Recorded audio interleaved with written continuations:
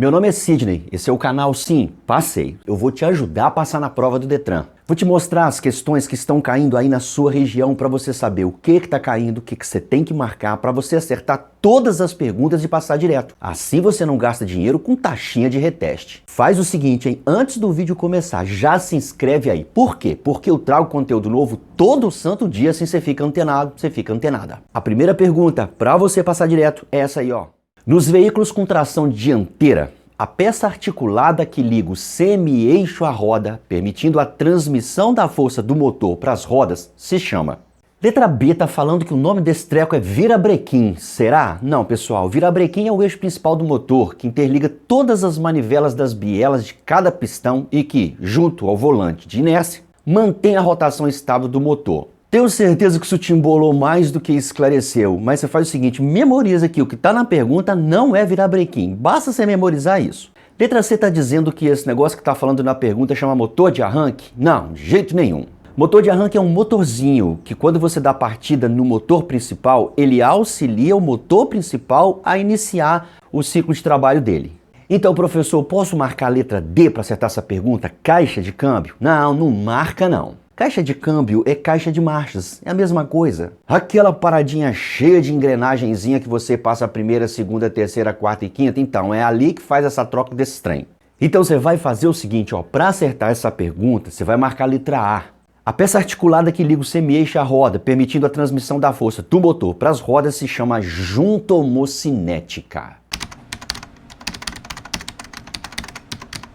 Tem questões que decorando fica muito melhor do que você tentar entender. Tentar entender, às vezes, é muito mais complicado que decorar. Você tem que facilitar a sua vida, galera. Além dessa disciplina mecânica, você ainda tem 350 milhões de outras coisas, então você não pode ficar complicando muito seu cérebro, não. Vamos ver a outra pergunta. Em uma fiscalização de trânsito, 2 condutores foram abordados e autuados por cometerem as seguintes infrações. O condutor 1, ele foi abordado, foi autuado por não possuir habilitação, ou seja, o desgramado estava conduzindo o veículo automotor em via pública sem possuir PPD, CNH ou ACC. O condutor 2, ele foi autuado por quê? Por dirigir com habilitação de categoria diferente da do veículo. Se você não entendeu, por exemplo, ele estava pilotando uma moto com habilitação B, ou ele estava dirigindo um caranguinho com habilitação A. Beleza, então nessa situação, as naturezas das infrações, o que é natureza de infração? Se é grave, se é média, se é gravíssima, entendeu? E as respectivas pontuações poderão ser 14 pontos para o condutor 1 e 21 pontos para o condutor 2. Não existe esse tipo de pontuação. As pontuações para as naturezas das infrações são as seguintes. Quando a pessoa comete uma infração de natureza leve, por exemplo, buzinar demais, é computado, é adicionado lá no RENASH dela 3 pontos. Quando a pessoa comete uma infração de natureza média, por exemplo, dirigir com o braço para fora do veículo, é computado lá no RENASH dela 4 pontos. Quando uma pessoa comete uma infração de natureza grave, por exemplo, conduzir veículo sem cinto de segurança ou permitir que algum dos passageiros esteja sem cinto, aí é computado lá no RENASH do condutor 5 pontinhos. E quando uma pessoa comete uma infração de natureza gravíssima, por exemplo, transportar criança menor de 10 anos no banco da frente, né, sem ser as exceções permitidas por lei, é uma infração de natureza gravíssima, será computado no prontuário ou no RENASH do condutor 7 pontos. Então as pontuações só são 3, 4, 5, 7. Fora isso, não tem. Anota isso aí. Vamos voltar. A letra B está dizendo que a natureza da infração para o condutor 1 será leve e para o condutor 2 grave. Pronto, aí já está errado, você poderia parar de ler. Porém, vamos lá, continuando, tem mais erro. Acúmulo de 5 pontos e 3 pontos respectivamente. Desde quando infração de natureza leve acumula 5 pontos e grave acumula 3? De jeito nenhum. Letra C está dizendo que a natureza da infração para o condutor 1 é grave, está errado, para o condutor 2 é média, com acúmulo de 8 e 6 pontos. Então tem 2 erros. Nas naturezas das infrações e nas pontuações que eu já te expliquei, não existe 8 e 6. Então para acertar essa pergunta, você vai fazer o seguinte, vai marcar a letra D. Ambos os condutores cometem infração de natureza gravíssima e para ambos os condutores será computado 7 pontos no RENASH ou no prontuário deles. Tu só passa na prova do Detran tendo muita atenção, muito foco, estando ali, presente, na sala de prova, com o corpo e a mente. Não vai dar uma viajada não, que olha só, vai dar ruim. As perguntas fáceis já exigem atenção e foco total. Imagina um treco desse naipe. Aí, cara, se você der uma viajadinha pequenininha pra outra galáxia, ó, é reprovação garantida, taxinha de reteste certa. Então, se tu não tá com cabeça para fazer a prova do Detran, desmarque e marca para outro dia. Se tu tá passando por um momento atribulado, desmarque e marca para outro dia. Não encara uma provinha de Detran assim, só pelas metades não, que não vai dar bom. Bora seguir. Complete a frase. É considerado gasto um pneu que apresenta sulcos, ou seja, ranhuras, com profundidade inferior a quanto? Estando assim, ok, sujeita à autuação por ser esta conduta considerada infração de trânsito de que natureza? Eu acho que você entendeu o que você tem que fazer aqui, né? Você tem que achar qual é a opção de resposta que as coisas vão se encaixando aqui, aqui e aqui. Vamos ver se a letra A tem coisas que se encaixam aqui. É considerado gasto um pneu que apresenta sulcos com profundidade inferior a 2,6 milímetros? Pode parar de ler aqui. Porque para ser considerado gasto ou careca, um pneu tem que ter profundidade mínima de 1,6 milímetros. Daí para baixo é considerado pneu gasto. Então, se o pneu tem que apresentar sulcos com profundidade inferior a 1,6 milímetros, letra A, só pelo iniciozinho você para de ler para não perder tempo.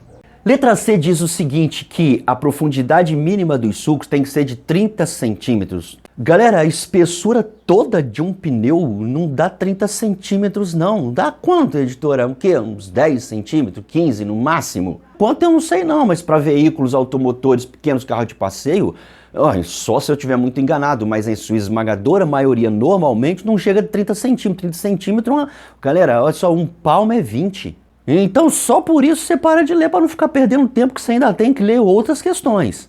Letra D está falando que todas as alternativas estão incorretas. Pode parar de ler também porque tem uma certa. Qual a certa? B. Então você pega todas as informações da letra B e taca nesses espaços aqui que vai ficar assim, ó. É considerado gasto um pneu que apresenta sulcos com profundidade inferior a 1,6 milímetros. Beleza. Estando assim, quem? O proprietário do veículo sujeito à autuação por ser esta conduta considerada infração, de natureza grave.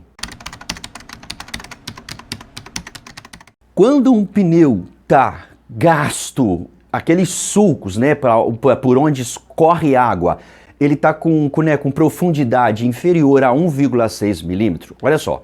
Não é o condutor que será autuado, não é o condutor que vai, por assim dizer, receber a multa, é o proprietário. Porque todas as coisas relacionadas ao veículo, a documentação do veículo, aos equipamentos obrigatórios do veículo, são de responsabilidade do proprietário. Então isso você tem que anotar agora, dá uma pausa nesse vídeo e anota. Coisas relacionadas ao veículo, todas elas, sem exceção, são de responsabilidade do proprietário. Cuidado para não confundir com o condutor. Caso você esteja com dificuldade para passar ou está com medo da prova que está chegando, fica com medo não. Se você quiser, eu tenho como te ajudar. Eu tenho um material que está aprovando mais de 90% das pessoas. Meu material só tem as questões que caem em provas, já corrigidas, explicadas com dicas e macetes. Tem resumos do conteúdo para você não ficar aprendendo blá blá blá. Você só aprende o que cai nas provas com o meu material. Caso você queira realmente passar, entre em contato comigo. Meu telefone está aqui na tela. Me chama lá no Zap, vamos trocar uma ideia, te explico tudo sobre o meu material. Você vai comprar e vai passar. Com o meu material você aprende, comigo você passa. Complete corretamente a seguinte frase. O condutor que ultrapassa outro veículo onde existe sinalização horizontal contínua, ou seja, essa sinalização que você está vendo agora, ele comete que tipo de infração? Para a qual se aplica qual penalidade e ainda quantos pontos contabilizados no prontuário? Então vamos lá achar uma opção de resposta que as bagaceirinhas da opção de resposta completem esses espacinhos aqui. Letra A tá falando o quê? Que quando você ultrapassa onde tem sinalização horizontal contínua, você comete uma infração de natureza gravíssima. Tá certo, tá errado? Certíssimo. Porém, quando fala que a penalidade será recolhimento da habilitação, aí você já pode parar de ler. Porque recolhimento da habilitação não é uma penalidade, é uma medida administrativa. Então, o primeiro erro está aqui. E o segundo erro, a pontuação 4. Galera, olha só, não será computado os 4 pontos no prontuário do condutor porque a natureza da infração é gravíssima. Quando você comete uma infração de natureza gravíssima, sempre, em todos os casos, serão computados 7 pontos no seu RENASH. Então, tanto a pontuação quanto chamar recolhimento de penalidade estão errados, não marca A. Letra C diz o seguinte, que ultrapassar em linha longitudinal contínua infração de natureza gravíssima, até aqui está certo, porém chamar retenção do veículo de penalidade errado, porque retenção é uma medida administrativa, e outro erro na pontuação. Sempre que você comete uma infração de natureza gravíssima, a pontuação é 7 e não 6. Não existe pontuação 6 para nenhuma natureza de infração. Letra D, a infração é gravíssima, já falamos que sim. E remoção do veículo, não é penalidade, é medida administrativa. E a pontuação também está errada. Se você quer acertar essa pergunta, você vai marcar a letra B. Ultrapassar onde tem sinalização horizontal contínua é infração de natureza gravíssima, a penalidade que você recebe é multa e a pontuação adicionada no RENASH, 7. Certinho, pode marcar, vamos seguir. E deixa eu falar um negócio assim, para tudo, inclusive de respirar e liga seu tubo de atenção, porque essa pergunta que eu vou ler agora para tu é uma das piores que existe. Nossa, se não tiver atenção você vai errar, eu garanto isso para tu.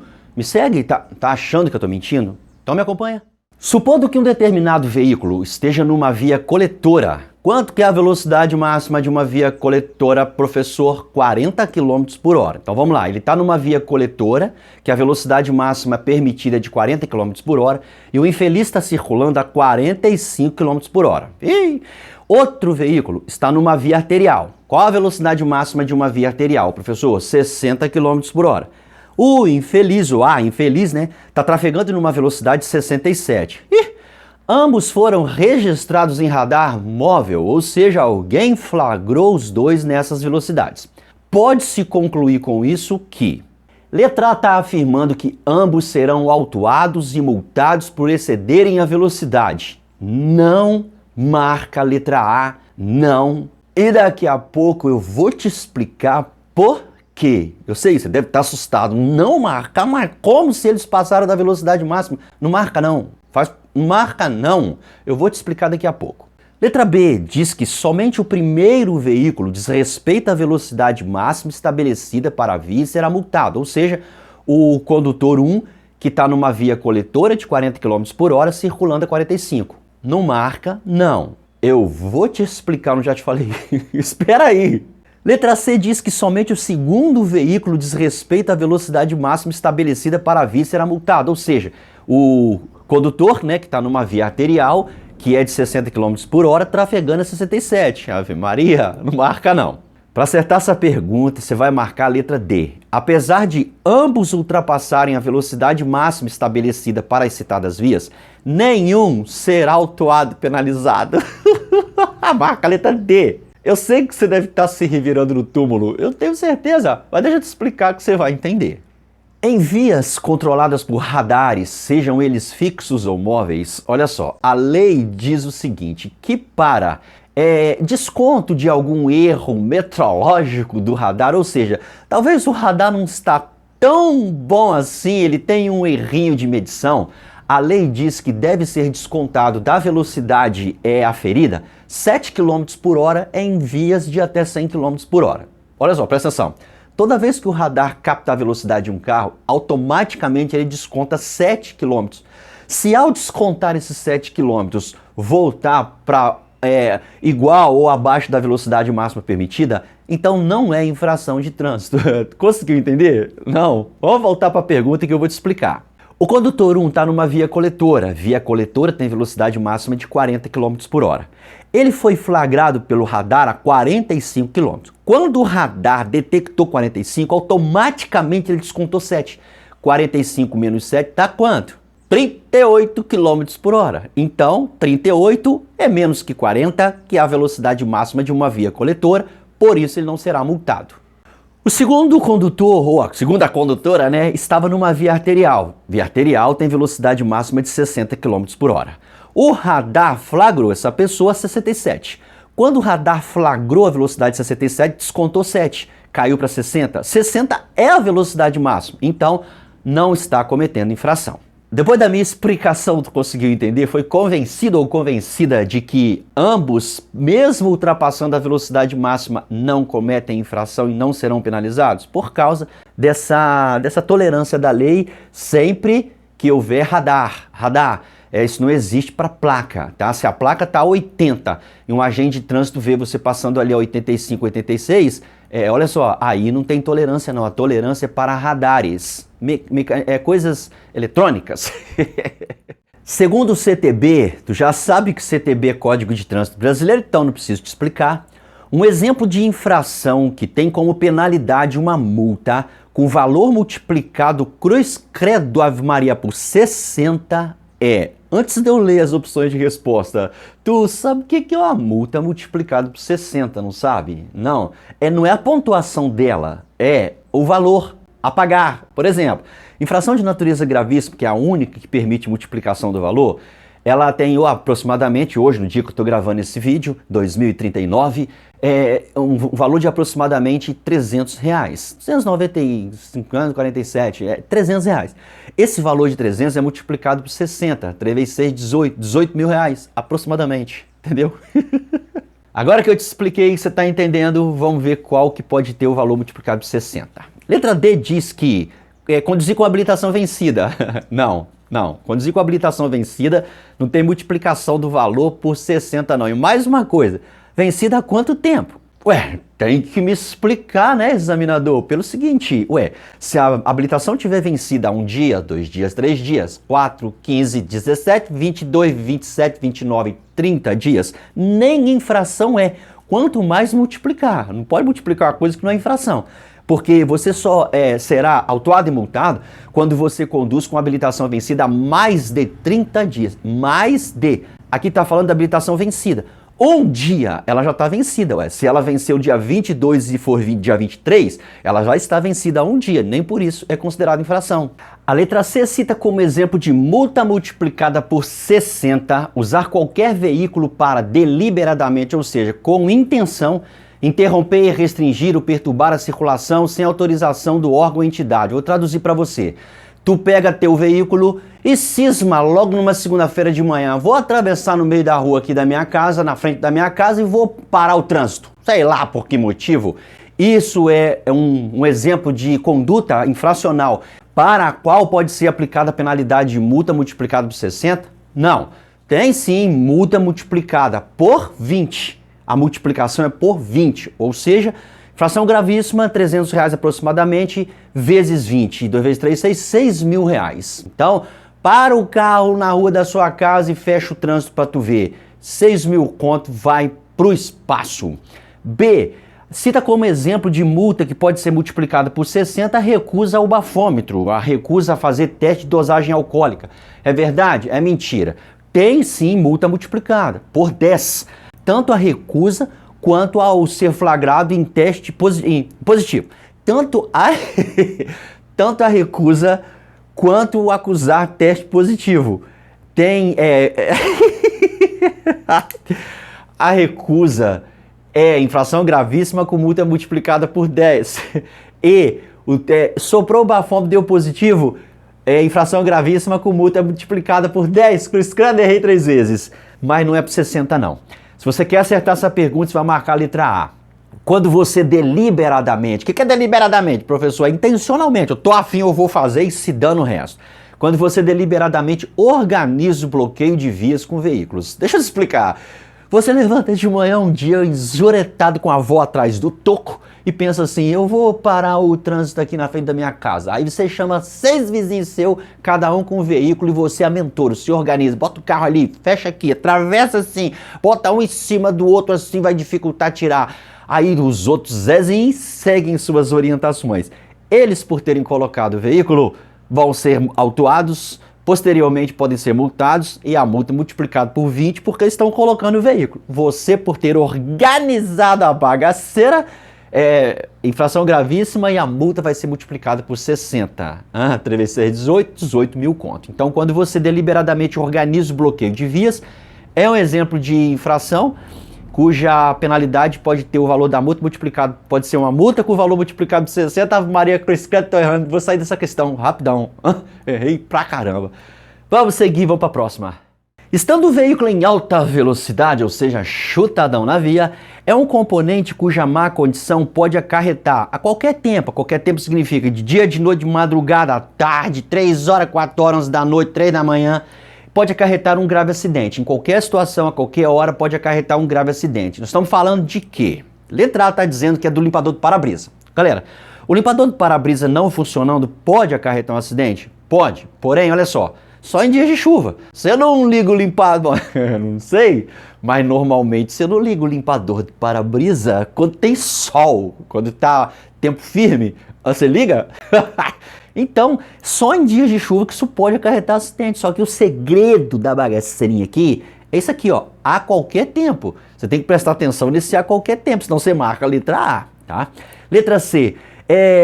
Farol dianteiro queimado, isso pode causar um acidente? Mas claro que pode, só à noite. Se o farol dianteiro está queimado à noite, obviamente você pode se acidentar. Agora, só à noite, de dia com solão de 370 graus, se liga farol, sério mesmo, se liga? Então, ó, o segredo está aqui a qualquer tempo. D. Luzes de sinalização, seja seta para a esquerda, para a direita, se elas estiverem estragadas, elas podem causar acidente? Pode, porém só nas manobras. Quando você está em linha reta, você liga seta? Não liga. Então só nas manobras. O segredo está aqui a qualquer tempo. A qualquer tempo, roda trincada, seja de dia, seja de noite, com chuva, sem serração, em qualquer situação, isso pode provocar um acidente, principalmente estando o carro em alta velocidade. Concorda agora? Cuidado! O nome disso aqui é pegadinha. Botaram letra A com coisas que podem provocar acidente, mas não a qualquer tempo. Letra C e letra D também podem provocar acidente, mas não a qualquer tempo. O segredo está aqui qualquer tempo. Para acertar essa pergunta, letra D, vamos seguir. São exemplos de luzes que se acendem em cor laranja no painel de seu veículo, indicando que algo exige atenção e que precisa ser verificado. Exceto, olha o exceto aqui, o que derruba 99,9999% dos candidatos, porque as pessoas têm preguicinha de ler até o final. Elas começam a ler assim, são exemplos de luzes que se acende cor laranja no painel. Aí já, com a luz de alerta do combustível, acende cor laranja, toma e marca. Não, pessoal, leia com calma, com atenção, preste atenção no que você está lendo e vá até o final. Torre os 50 minutos que você tem para fazer a prova do Detran. Você quer terminar em 15 minutos só para tirar onda? Sério mesmo? Com as pessoas que nem te conhecem? Nossa, você vai terminar em 15 minutos só para todo mundo me ver. Pessoal que nem sabe quem você é, onde você mora, qual é o seu nome, que idade você tem. Esquece, pô. Gaste os 50 minutos que você tiver para gastar, se é que aí tem 50 minutos. Vamos lá. Luz de alerta do combustível. Tá informando que você entrou na reserva, né? Com um tanque na reserva. Acende que cor? Laranja, só que aqui está um exceto. Esse exceto significa qual é a luz que não se acende em cor laranja. B, luz de alerta da injeção eletrônica. Acende que cor? Laranja. Só que aqui, galera, por causa desse exceto, você vai marcar o que não acende em cor laranja. Luz de alerta da pressão dos pneus. Acende que cor? Laranja. Esse exceto é como se fosse um não, como se fosse assim, ó. Não são exemplo de luzes. Esse exceto significa não são. Então, letra D, luz de alerta do óleo lubrificante do motor, o tal do manômetro, uma chaleirinha, essa aí, essa que você está vendo agora, parece uma chaleirinha com pingando, né? Isso aqui é cor vermelha, isso acende em cor vermelha, significa que é coisa crítica. Você precisa dar seta, estacionar no local seguro, parar, desligar o veículo, verificar o que está acontecendo na parada. Então, ó, não são exemplos, porque não são, por causa desse exceto, não são exemplos de luz que se acende em cor laranja. Alerta de combustível é laranja, injeção eletrônica é laranja, pressão dos pneus é laranja, somente a letra D não é. Pode marcar ela e cuidado com esse exceto aqui. Ô galera, muita gente sempre pergunta, professor, essas perguntas, exatamente essas, caem na minha região. Galera, você não tem que estudar decorando pergunta e resposta, não. Você tem que entender a pergunta e a resposta. Presta atenção. O Detran pode perguntar a mesma coisa de 50 formas diferentes. É a mesma coisa, se trata do mesmo assunto. Por exemplo, a linha longitudinal pintada em cor amarela na via. eu posso perguntar a finalidade dela de 300 formas diferentes. Deixa eu dar um exemplo mais fácil. Onde você mora? Qual o seu endereço? Onde fica sua casa? Sua residência é onde? Maluco, você se esconde onde? Qual o bairro que você mora? Você notou que eu tô te perguntando a mesma coisa? E tô usando palavras diferentes? O Detran faz a mesma coisa. Você não tem que decorar palavra por palavra de uma pergunta, você tem que entender o sentido, o contexto. Galera, leia uma pergunta e a resposta, mas depois volte para entender do que se trata a pergunta. Assim, se o Detran mudar a forma de perguntar, se ele tacar um exceto no final, um incerto no meio, se ele usar palavras diferentes para falar a mesma coisa, você vai saber do que se trata. Para com esse negócio de querer passar em prova do Detran atual, fazendo simuladinho para decorar a pergunta e resposta. E para de mandar esse tipo de pergunta para mim no WhatsApp, galera. As perguntas são exatamente as mesmas. O sentido sim, o conteúdo sim, porém, talvez você mora numa região que não existe a mesma palavra que tem aqui. Tem lugares que você chama seta de pisca. Se o Detran aí na sua região usar pisca, aqui onde eu moro, Espírito Santo, não fala pisca, aqui é seta. Aí em São Paulo chama semáforo de sinaleira. Não, não é sinaleira não, é farol. Farol, sinaleira acho que é na região sul do país. Você entendeu? Ou pode ser que na sua prova esteja quando o farol está no vermelho. Se botar farol aqui no Espírito Santo, ninguém vai responder certo. Para com isso de ficar decorando trenzinho, viajei demais. Não, tô ajudando o pessoal, não tô? Então, lá, o diretor tá concordando. Então, ó, siga meu conselho. Para com esse negócio de ficar querendo passar em prova de Detran, fazendo simuladinho. E outra coisa, não decora a pergunta do jeito que ela tá ali, não. Você tem que saber o que tá perguntando, o que tá respondendo, porém entenda o contexto, do que se trata. Vamos seguir, galera. Vamos para a próxima. Pessoal, qual é a melhor forma de se realizar a manutenção preventiva de um veículo? Para garantir sua segurança, ou seja, segurança do veículo, bem como a segurança de todos os usuários do veículo e das vias. Letra A está falando que você tem que realizá-la no final de cada mês. Todo finalzinho de mês tem que fazer manutenção preventiva? Não, galera, não necessariamente. Tem coisas que não. Aliás, nada é no final de cada mês. Não existe nenhum fabricante que indica faça a revisão desse item no final de cada mês. Às vezes tem a quilometragem, às vezes tem o tempo de uso daquela parada, às vezes tem alguns sinais. Letra C, realizá-la imediatamente após o surgimento de um problema. Não, aí não seria então manutenção preventiva. Quando você espera acontecer uma coisa para você corrigir, se chama manutenção corretiva. Se a pergunta tivesse assim, ó, a melhor forma de realizar a manutenção corretiva, a letra C estaria certa. Mas não tá falando de manutenção preventiva, então você não faz depois que algo acontece, tem que fazer antes. Letra D, realizá-la rigorosamente no início de cada semana. Eu não te expliquei, lendo a letra A, que não tem nenhum fabricante que manda, faz isso no final de cada mês, final de cada semana, a cada quinzena. Não tem. Tem quilometragem e tempo de uso de um determinado componente. Então você vai marcar a letra B. Você tem que realizá-la seguindo o cronograma indicado pelo fabricante. Por exemplo, olha o lubrificante do motor. Troca-se a cada 30 mil. 30 mil quilômetros. Se esse 30 mil quilômetros deu numa segunda, ou no domingo, ou no sábado, pouco importa. Se esse 30 mil deu no final do mês, no início do mês, no meio do mês, pouco importa, é 30 mil, você entendeu? Por exemplo, você vai trocar essa peça a cada 80 mil rodado. Esse 80 mil pode cair qualquer dia da semana, do mês. Você vai fazer no cronograma indicado pelo fabricante. Mas não tem nada disso de fim de cada mês, início da semana, ou depois de um problema. Não. Então você vai marcar a letra B para acertar essa pergunta chata de mecânica e vamos seguir, vamos para a próxima, quero ver você aprovado. Para uma condução segura, com baixo risco de ocorrência de sinistros de trânsito, ou seja, de acidentes de trânsito, qual deve ser a distância adequada que um condutor deve manter do veículo que está à frente dele? Letra A está falando que é de 1 metro. Que é isso? 1 metro é um passo largo de um adulto. Já pensou se você manter sempre uma distância de um passo largo do veículo à frente? Vamos supor que você seja um motociclista e à frente de você esteja um caminhão de 150 trilhões de toneladas carregado de explosivo ainda. Você vai ficar mantendo só 1 metrinho dele? Sério mesmo, na moral? Marca a letra A, não. Letra C está falando que essa distância é de 100 metros. Sim e não. Depende da via, depende se está chovendo ou não. Calma lá, vamos ver se não tem uma coisa melhor aqui. Letra D, a correspondente ao tamanho do veículo que segue à frente. Ou seja, se o veículo é pequenininho, a distância é curtinha. Se o veículo é grandão, a distância é estratosférica. Não tem nada na direção defensiva recomendando isso não.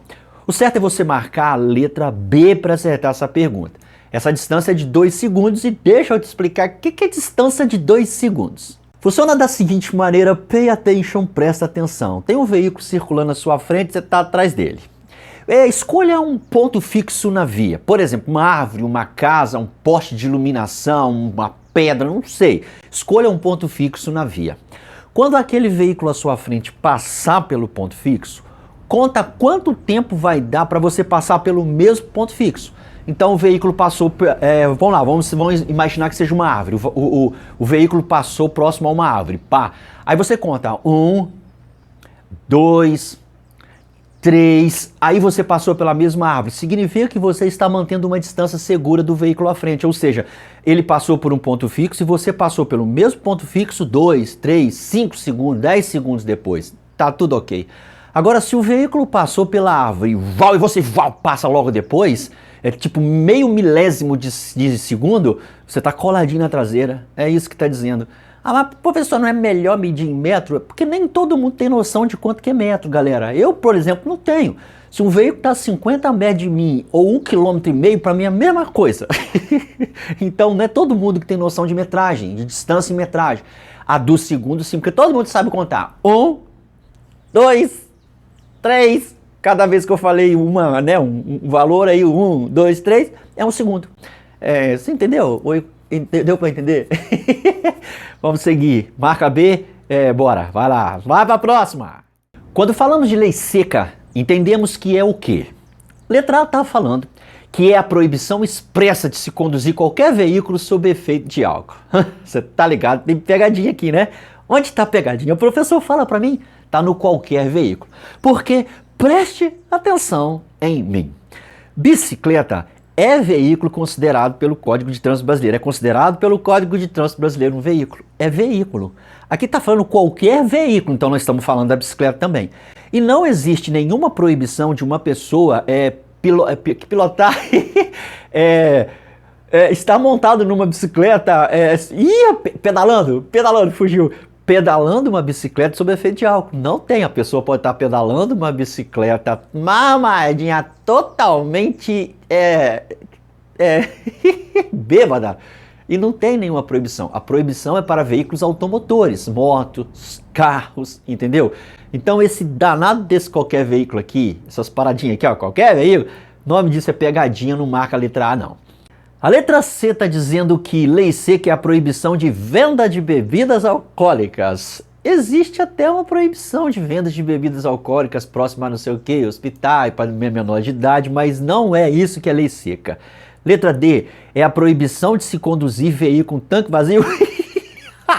Ou seja, se o seu veículo entrar na reserva, significa que você pode ser multado, autuado e multado? Não existe. A lei seca não é isso, tá? Para acertar essa pergunta, você vai marcar a letra B.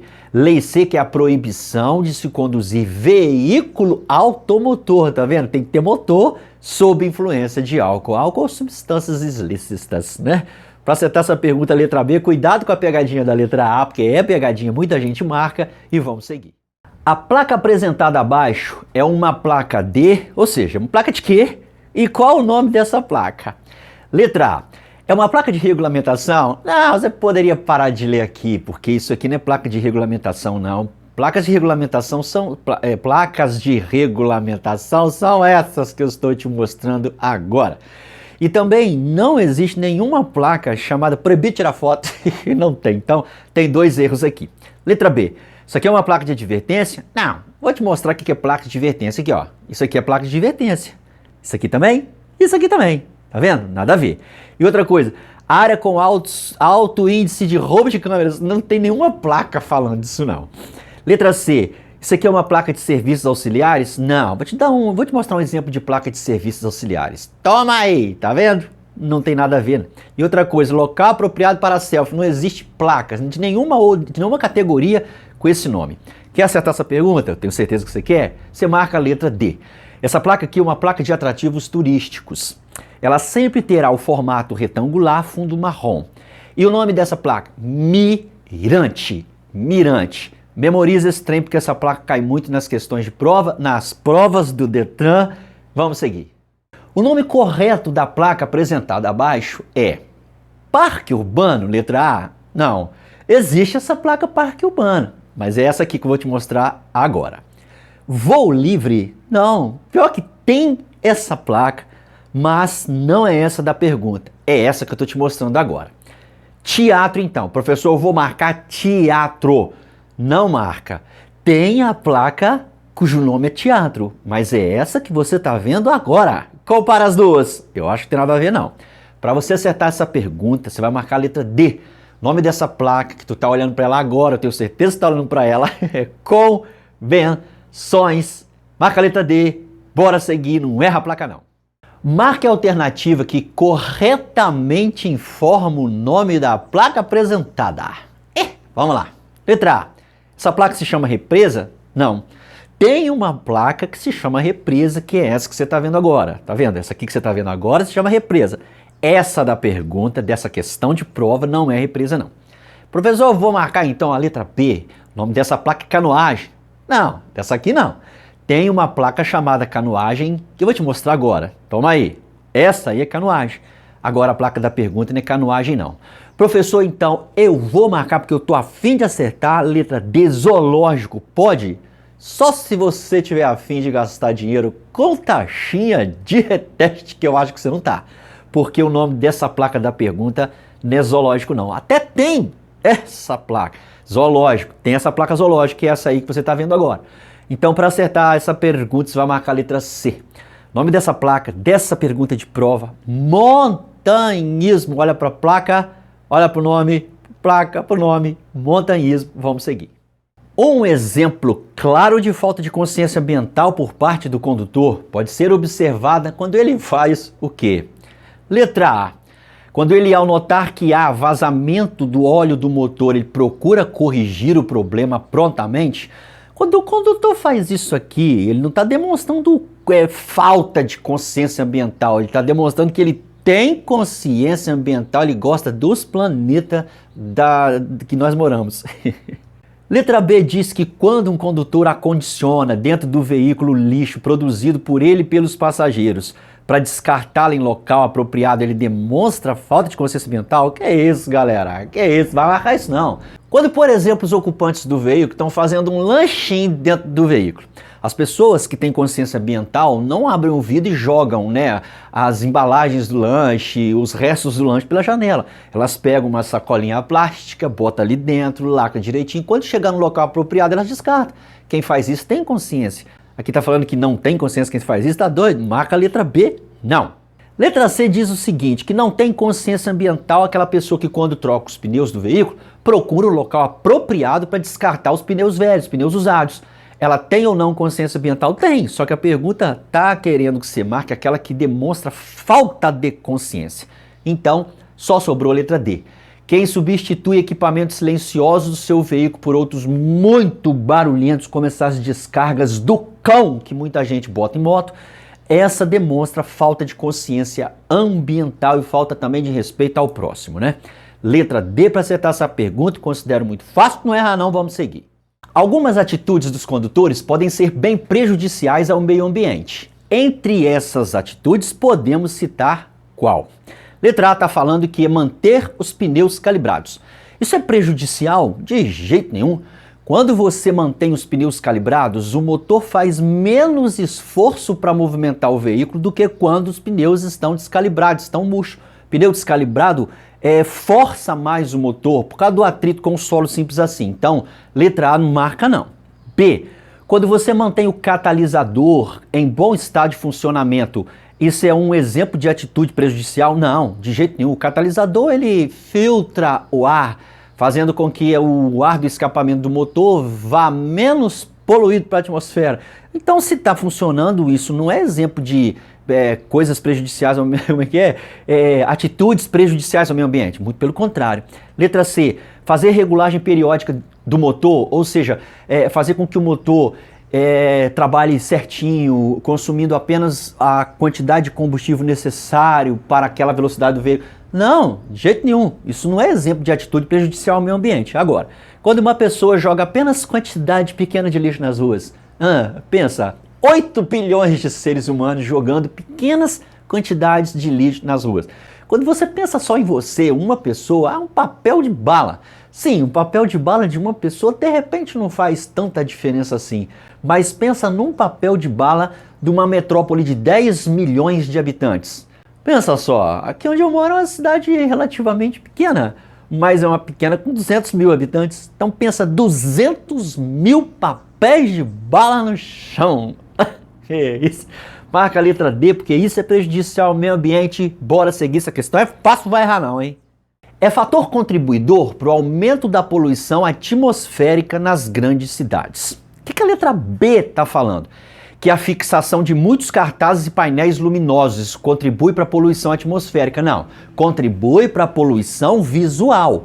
A pergunta está falando expressamente de poluição atmosférica, é dos ar, da atmosfera, galera. Não tem nada a ver com poluição visual, não.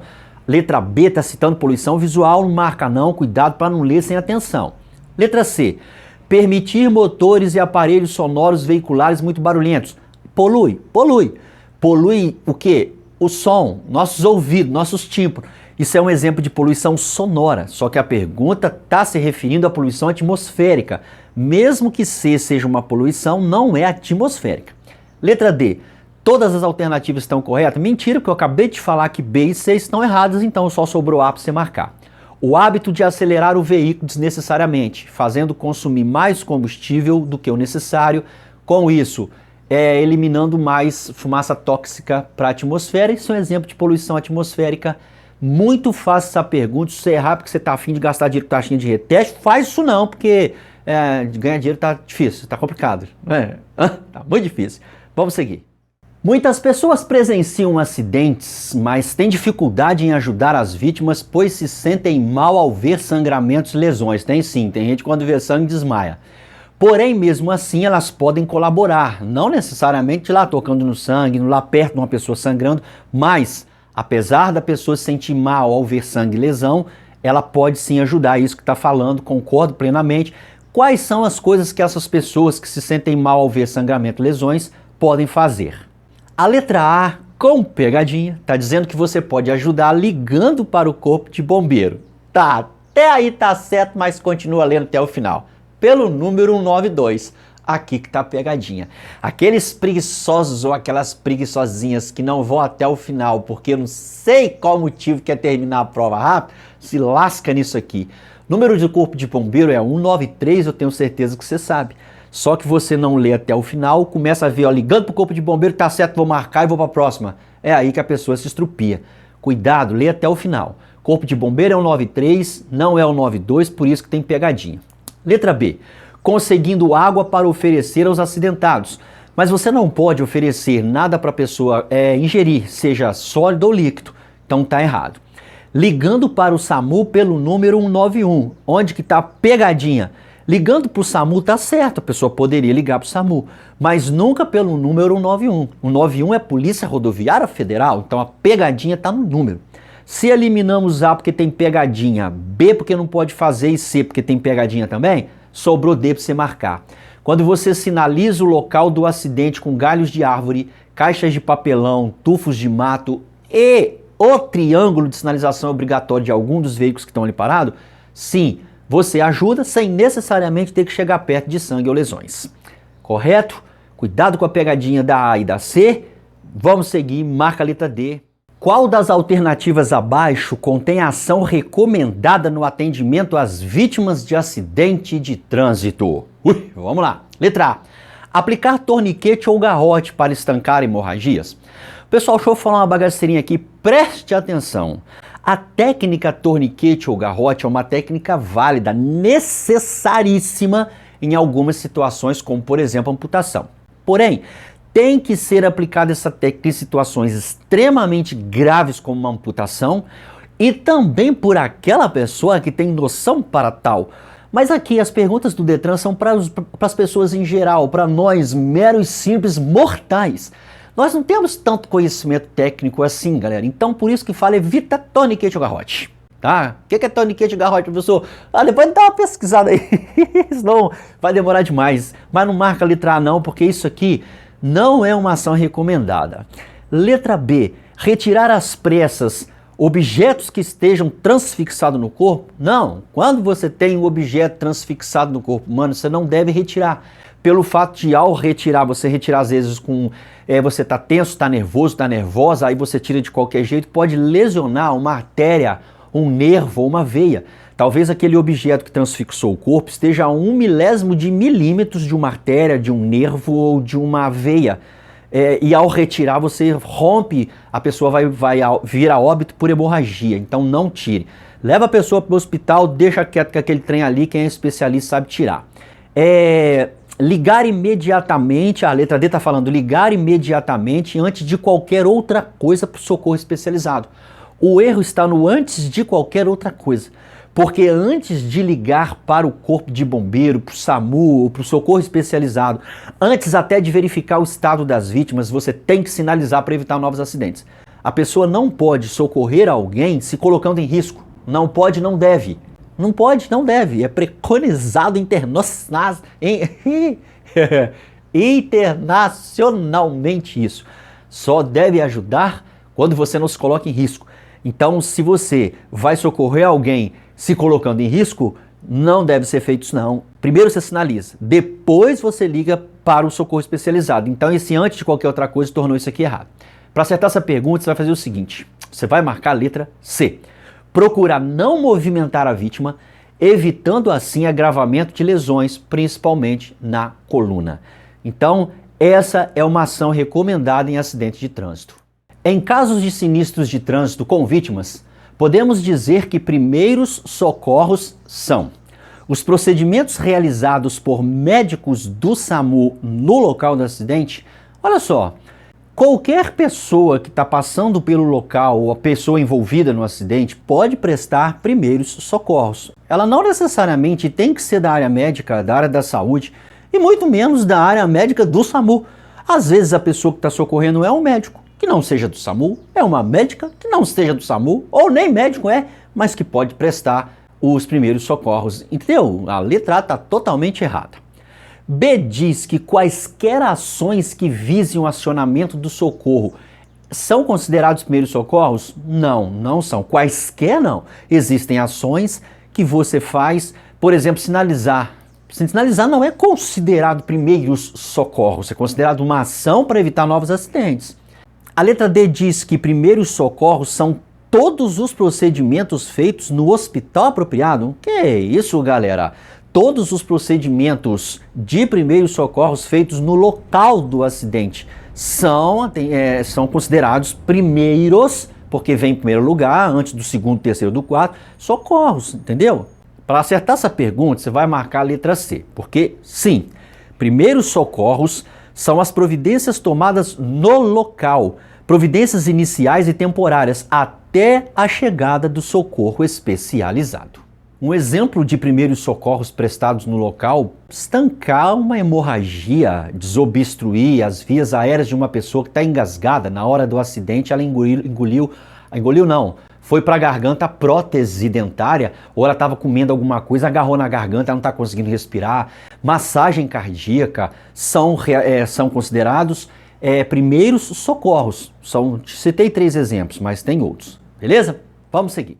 Muito comum de ocorrer nos tornozelos, a lesão das articulações, conhecida como entorse, pode ser descrita como... Letra B diz que ela pode ser descrita como uma doença degenerativa que provoca o desgaste da cartilagem que reveste as articulações. Aí tu vê a palavra articulação na pergunta, articulação aqui na letra B e já marca sem dó nem piedade. Tenha dó e tenha piedade do seu bolso. Isso aqui, galera, doença degenerativa que provoca o desgaste da cartilagem que reveste as articulações, o nome disso é artrose. Você já ouviu falar assim, eu estou com artrose. Então, artrose é o desgaste da cartilagem que reveste as articulações, marca B não, que você vai se quebrar. Letra C. É uma condição que se caracteriza pela inflamação das articulações, podendo causar uma série de sintomas e sinais? Aí você vê a palavra articulação na pergunta, articulação aqui na letra C já vai marcando? Que isso, tenha dó de você! Não é. O nome disso aqui é artrite. Artrite é a inflamação das articulações, beleza? D está dizendo que entorse é um movimento violento da articulação do tornozelo, geralmente com estiramento ou ruptura de ligamentos de uma articulação. Isso aqui está certo ou está errado? Está certo. Se aqui está certo, a A está errada. Certo? Concorda comigo? A está errada porque ela está falando que todas estão erradas e não estão, a D está certa. Então, olha, D. Entorse é o movimento violento da articulação do tornozelo, geralmente com estiramento ou ruptura de ligamento de uma articulação. E só fazendo uma observaçãozinha aqui, isso dói com força, isso dói pra peste. Já passei por isso, eu não passei, editora, gosto nem de lembrar desse dia. É um trem do cão, é um trem do mal, é um trem sinistro. Para acertar essa pergunta, entorse, letra D e vamos seguir. Fazer rodízio dos pneus é fazer o quê? Letra A está falando que é instalar pneus diferentes no veículo. Mas você não deve instalar pneus diferentes no veículo, não. Em nenhuma situação, pelo menos até onde eu saiba, né? Nenhuma situação. Letra B. Rodízio é calibrar mais na dianteira do que na traseira? Não, rodízio de pneus não é isso não. Você nem deve calibrar mais na dianteira que na traseira. Galera, até onde eu sei, normalmente não. Sei lá, deve ter algumas situações especiais, mas nosso dia a dia aí, não. Letra D.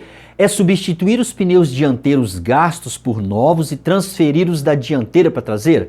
Você pode até fazer isso se você quiser, mas olha só, não é isso que é rodízio. Rodízio é o que está na letra C.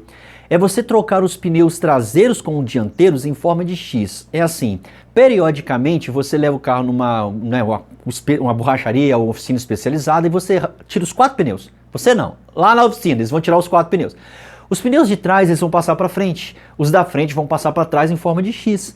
Então o da frente da esquerda vai para trás na direita, entendeu? O da frente da direita vai para trás na esquerda e vice-versa. Eu falei certo? Então é isso que é rodízio. Para que existe rodízio? Anota, porque isso cai em prova. É para igualar os desgastes do pneu, porque normalmente os pneus da frente, eles gastam mais rapidamente que os de trás por causa do peso do motor, o movimento para os lados da roda, fica girando para a direita, girando para a esquerda, tem atrito com o solo, então isso desgasta mais rapidamente do que os pneus de trás que andam só em linha, que trafegam, que rodam só em linha reta.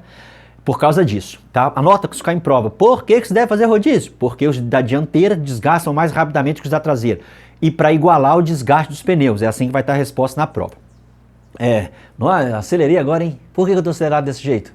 Credo, você entendeu o que eu falei?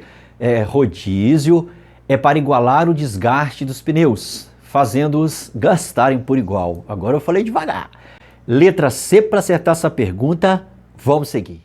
A manutenção dos freios é condição básica de segurança do trânsito. Claro, lógico e evidente. Pode-se observar provável falha desse sistema, do sistema de freio, ao notarmos o quê? Letra A está dizendo que quando você nota que o veículo apresenta falta de estabilidade nas curvas é porque tem problema de freio. No freio? Não, mentira. Quando você nota que o veículo está apresentando falta de estabilidade nas curvas, o problema está nos amortecedores, na suspensão, tá pessoal? Letra B. Quando a luz do amperímetro se acende no painel, primeiro, o que é a luz do amperímetro? É a luz que monitora a carga da bateria, o problema no sistema elétrico. Então, quando a luz da bateria acende, significa que tem problema na bateria, no alternador, não tem nada a ver com freio. A letra D diz que quando o veículo apresenta tremedeira no volante, isso é sinal de problema nos freios? Não. Quando apresenta tremedeira no volante, significa que tem falta de balanço, a roda está desbalanceada. Você precisa mandar balancear as rodas. Então, tremedeira no volante, desbalanceamento das rodas, tem que mandar balancear. Quando você tem sintomas de que o freio está com probleminha, tem que ser verificado, tem falha no sistema de freios, é quando o nível do óleo no reservatório de freio está baixando. Nível de óleo no reservatório de freio, tá galera? Porque tem reservatório de freio tem óleo, Reservatório da caixa de marchas tem óleo. Reservatório, óleo do motor, óleo lubrificante, que né, o reservatório chama cárter, tem óleo. Tem óleo em muitos reservatórios. Neste caso específico é o reservatório do óleo do freio. Esse aí que você está vendo agora. Tá vendo que tem o máximo e tem o mínimo? O óleo tem que estar entre esses dois. Se o óleo estiver abaixo desse mínimo aqui, significa que está tendo vazamento. Aí você tem que verificar. Bora seguir, cuidado com mecânica básica. Qual o nome do componente elétrico do sistema de ignição veicular que transforma a corrente elétrica de baixa tensão, 6 ou 12 volts, em alta tensão, até 30.000, pelo processo de indução? Vamos analisar. Letra D, seria motor de arranque que faz isso? Não. Motor de arranque é um motorzinho que dá arranque no motor principal, para dar partida no motor principal. Todas as vezes que você bate na chave para dar partida no motor, antes você aciona o motor de arranque. O motor de arranque que aciona o motor principal. Então, professor, seria bateria, essa parada que transforma baixa tensão em alta tensão? Não, pessoal. Quando você estaciona seu veículo, você quer ouvir um som com o motor desligado, quem fornece energia elétrica para o som funcionar é a bateria. Quando você estaciona seu veículo e aciona o alarme, às vezes levanta os vidros automaticamente. Se o motor está desligado, quem é que está fornecendo energia para a maquininha de vidro levantar o vidro? Ou para o alarme ficar funcionando a noite toda, ali, né, sempre na expectativa? É a bateria, galera. Quando o motor está desligado, a bateria, que é um local onde fica armazenado carga elétrica, é que fornece energia para o veículo. Ela não faz isso aqui de transformar baixa tensão em alta tensão, não. Letra B diz que quem transforma baixa tensão em alta tensão é a vela de ignição. Não, pessoal, vela de ignição fornece, ela gera centelha para inflamar o combustível. Então, quem faz isso tudo que está na pergunta chama-se bobina. O nome disso é bobina. Bobina pega a corrente elétrica da bateria, que é 6 ou 12 volts, e por meio de indução transforma em 30.000, 25.000, 20.000, dependendo do veículo, para dar partida no veículo, para o veículo funcionar, para o motor, desculpa, dar partida no veículo não, motor, para o motor funcionar, porque o motor precisa de uma voltagem gigante para funcionar. Então, para acertar essa pergunta, você vai marcar a letra A, muito cuidado com mecânica básica, que questões de mecânica são sempre sinistras para quem não é do ramo, não trabalha com isso. Vamos seguir. São luzes que devem ser verificadas antes da circulação do veículo, sob pena de multa por inexistência, ou seja, quando não tem a lâmpada, ou não funcionamento. A lâmpada está lá quietinha no cantinho dela, mas não está funcionando porque está queimada. Vamos lá. A letra A está dizendo que são as luzes do farol e as indicadores de direção, das setas. Luzes do farol, luzes das setas, não tendo estando queimadas, pode gerar uma multinha? Pode. Letra A está certa. Calma, não marca não, vamos ler o resto. Letra B, só a dos faróis. Se você tiver as luzes dos faróis queimadas ou não tem a lâmpada lá, vai dar multa? O restante das outras coisas não. Todas as outras lâmpadas de ré, de luz de direção, não tem problema nenhum? Aí é mentira. C, só os indicadores de direção, então você só toma multa se a seta estiver queimada.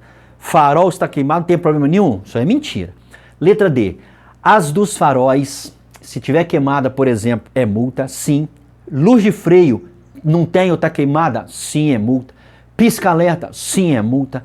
Placa, aquela luzinha que ilumina a placa? Sim, é multa. As indicadores de direção e de marcha ré? Sim. Todas essas aqui, galera, se estiverem queimadas ou inexistentes, você vai encarar aí uma multa, tá?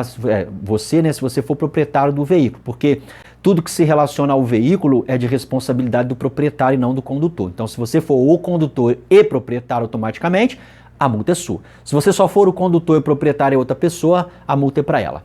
Então, você vai marcar a letra D para acertar essa pergunta. Não sai marcando A, B e C assim sem ler tudo, não, porque às vezes a pegadinha está em começar certo e terminar errado na letra A pegadinha está em falar só uma coisinha como a letra B, só outra coisa como a letra C. Lê tudo com atenção. Vamos seguir. Qual das alternativas abaixo não é, presta atenção, não é classificada como uma condição adversa? É o que não é. Letra A está dizendo, letra A está citando, né? Chuva intensa, neblina ou cerração. Isso aqui é uma condição adversa? É, condição adversa de tempo.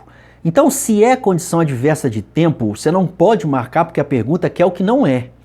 Letra B, pista de rolamento com excesso de areia e pequenos desníveis. É uma condição adversa? Sim, condição adversa de via. Se é, você não pode marcar, porque a pergunta quer saber o que não é.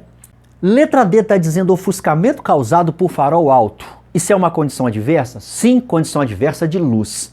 Se a pergunta quer o que não é condição adversa, então você não vai marcar nem A, nem B, nem D. Você vai marcar a letra C. Condutor dirigindo sem possuir habilitação é um condutor sem habilitação, ele pode ser autuado e multado por dirigir sem possuir habilitação, mas não é classificado como condição adversa.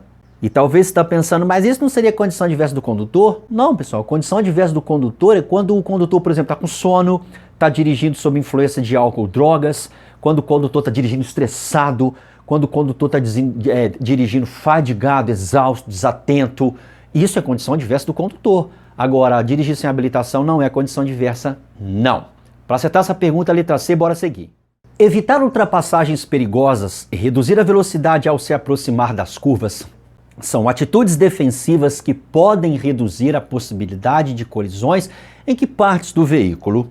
Letra D está dizendo que na traseira. Não, você evita a colisão na traseira de outro veículo, mantendo distância adequada e segura do veículo que está à sua frente. Colisões múltiplas é você bater num veículo, depois perder o controle e bater em outro, depois perder o controle e bater em outro. Sim, mas calma aí, deve ter uma resposta um pouco melhor. Letra B está falando que se você evitar ultrapassagens perigosas e reduzir ao se aproximar de curva, você evita colisões laterais. Sim, também. Mas a maior incidência, a maior chance de ocorrer colisão lateral é num cruzamento, né? Que um veículo está aqui, ó, um veículo está vindo aqui no cruzamento e você está indo aqui, ó, o veículo está seguindo aqui no cruzamento, você vai bater na lateral dele ou vice-versa. Quando você evita ultrapassagens perigosas e você reduz a velocidade ao se aproximar de uma curva, ou seja, para não invadir a pista contrária por você entrar chutado e sair da sua faixa de trânsito, você evita a possibilidade de colisões frontais. Normalmente numa ultrapassagem, pessoal, a possibilidade de colisão é frontal, porque você está indo daqui para lá, um carro está vindo de lá para cá, as chances de colisão frontal são maiores, certo? Mesmo que você pense, mas também nesse caso pode bater na lateral do outro. Sim, galera, mas está falando a maior chance. Ocorre mais colisão frontal nas ultrapassagens do que lateral, é isso que está dizendo. Marca a letra A. Vai por mim, não fica questionando muito não. Vamos seguir. Analise as opções abaixo e encontre a informação incorreta. É incorreta, informação incorreta. Você não vai marcar um trem certo não, hein? Letra A diz o quê?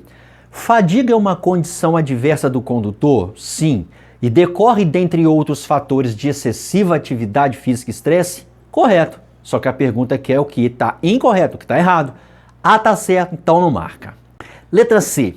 Dirigir de modo a evitar acidentes, apesar das condições adversas e de incorretas atitudes de outros condutores, é a definição básica de direção defensiva? Sim, correto. Dá um Google aí para tu ver o que é direção defensiva. Vai aparecer exatamente o que está aqui. Então tá certo, só que a pergunta que é errada você não marca. D. Visando evitar acidentes, o condutor deve estar atento para ver o que se passa no trânsito, decidir o que fazer e agir corretamente. Está certo, está errado? Certíssimo, mais certo que isso não tem, então você não marca. Errado é o que está na letra B. Quem dirige deliberadamente, ou seja, intencionalmente, porque está afim, em velocidade superior à máxima permitida, demonstra agir com imprudência, não é imperícia. Imperícia é falta de habilidade. Um exemplo clássico de imperícia é quando uma pessoa está acostumada a dirigir carro manual, com câmbio manual, e pega um carro automático para dar umas voltas. Quase sempre dá ruim, galera, porque a pessoa não tem destreza para conduzir um carro automático, às vezes um carro possante. Outro exemplo, a pessoa está acostumada com um carro 1.0, um carro fraquinho, com ar-condicionado ligado, 5 pessoas dentro, o carro vira, a potência dele é igual a de uma Pop 100. Aí a pessoa vai pegar o carro de um amigo dele, 4.0, 3.0, 2.0, um trem do cão, que você deu uma espirrada em cima do acelerador, o carro dá 220. A pessoa não vai ter habilidade. Então a falta de habilidade chama imperícia. Conseguiu entender? Memoriza esse tempo que cai em prova. Então quando uma pessoa deliberadamente, intencionalmente, ultrapassa a velocidade máxima, avança um semáforo, ela está agindo com imprudência, com desrespeito. Letra B, pode marcar que vai se dar bem, vamos seguir. Sobre a aplicação de regras preventivas nos semáforos, marque a alternativa correta. Letra A. Devemos avançar rapidamente ao perceber a luz vermelha do semáforo para descongestionar o trânsito? Não. Quase nada você faz no trânsito rapidamente, a não ser frear numa situação de emergência. Todo o restante você faz com calma, tranquilo, pensando direitinho. E outra coisa, avançar a luz vermelha do semáforo, nenhuma situação você pode, nem com a desculpa de desobstruir o trânsito. Avançar o sinal vermelho do semáforo é infração gravíssima, pessoal, que é isso? Letra B, quem está diante da luz vermelha é que deve parar, por isso você pode, sem preocupações, avançar no cruzamento. E desde quando você avança num cruzamento sem preocupações? Mesmo que o semáforo esteja verde para você, você não pode passar num cruzamento sem preocupação, você tem que estar sempre ligado. Tem gente que não tem cérebro e está dirigindo, aliás, ela tem cérebro, ela tem até neurônio, só que não funciona. O cérebro não funciona e os neurônios estão todos desativados. A pessoa, ela vive como se ela estivesse sozinha no planeta, ela avança de qualquer jeito, ela passa o cruzamento chutado. Que isso? Letra C. Estando a luz amarela acesa para você, tranquilamente avance o cruzamento, pois a preferência é sua. Tá repetindo mesmo que a letra B, né, pessoal? Não tá errado. Se tá errado a B, tá errado a C. As duas estão falando a mesma coisa com palavras diferentes. Se você quer acertar essa pergunta, você vai marcar a letra D, que diz o seguinte, que ao perceber que o semáforo acendeu a luz amarela, você deve sempre reduzir a marcha e parar antes da linha de retenção. Isso é o que a direção defensiva prega, aconselha. Ela diz para você fazer isso que é mais seguro, porque a pergunta está falando sobre regras preventivas, não está falando sobre lei. A lei diz que você só é obrigado a parar no semáforo quando está no vermelho, mas aqui na pergunta não está falando de lei, está falando de prevenção, ou seja, é uma pergunta da disciplina direção defensiva. Para acertar essa pergunta, vai na confiança, marca a letra D. E é isso aí. Quer saber outras questões que podem cair na sua região? Clica nesse vídeo aqui agora, nesse exato momento. Assim você vai garantir passar direto. Clica aqui.